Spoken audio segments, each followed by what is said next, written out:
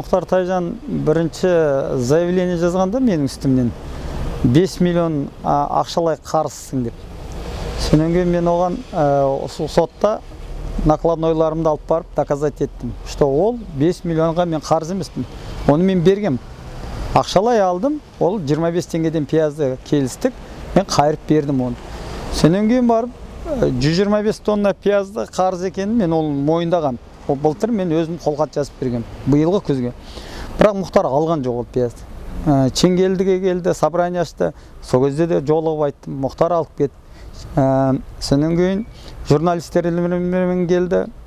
Онда кезде де алып кет дедім. Бірақ Мұхтар маған августтың басынан бастап мен сенімен соттасам деді.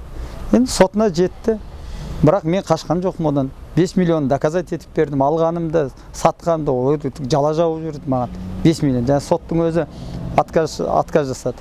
Жаңа 5 миллион сызып тастады. Мен оған айттым, 125 тонна пияз қарызбын ба? Алып кет Мұхтар.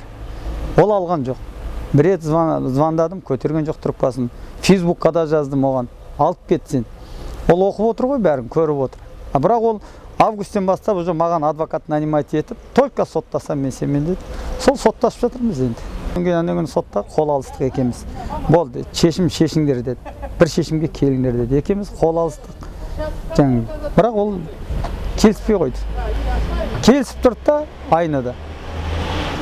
Бүгін айында адвокаты 40 теңгеден төлеп беріңдер дейді. Мен айттым, пиязбен алдым, пиязбен ғана беремін саған. Бітті.